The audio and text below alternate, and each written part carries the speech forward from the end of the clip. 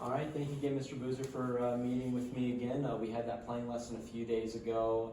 I know we chatted about it a little bit afterwards, but we didn't have this sit-down video, so we're doing this now.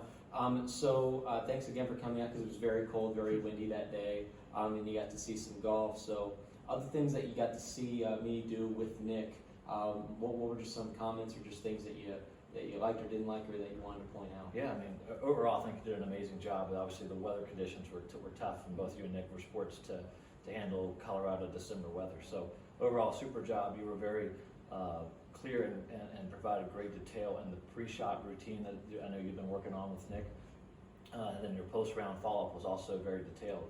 One of the things I really liked that you told me is, you make detailed notes of your instructional lessons so that when you go back and have the follow-up lesson, you have a really good place to start from.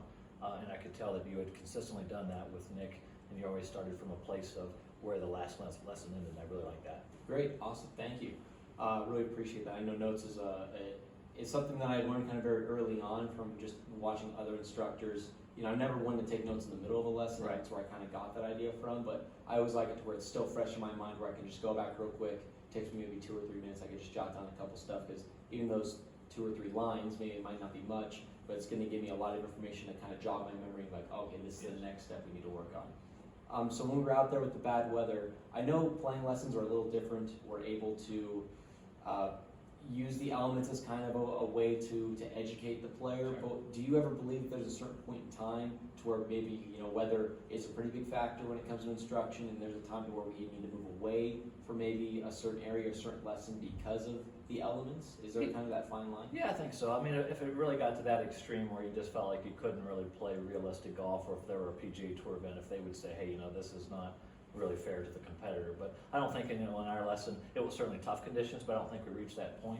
But I think, if there were 70-mile-an-hour winds or type of microbursts that we get in this region, that might be the time. But I think, you and Nick, again, it was difficult conditions, but you certainly handled it very well. No, I appreciate that. And with the difficult conditions, this will be like my last question. This was something that was kind of buzzing around in my head the other day.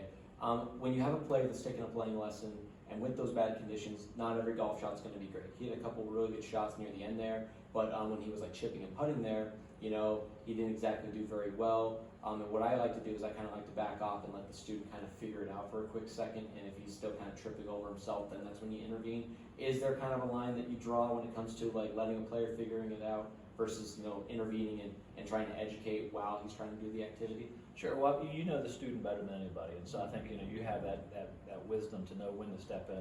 I think the way you just described was absolutely perfect, because Nick is still a growing player and probably needs to figure out some of those things on his own, because obviously you're not going to be with him every time when he's on his own. But if you really see him struggling repeatedly with the same mistake, then I think that's when you'd step in. Makes sense. Awesome. Great. Well, hey, thank you so much. Great I really job, Henry. appreciate it. All right, thank you. Good to see you.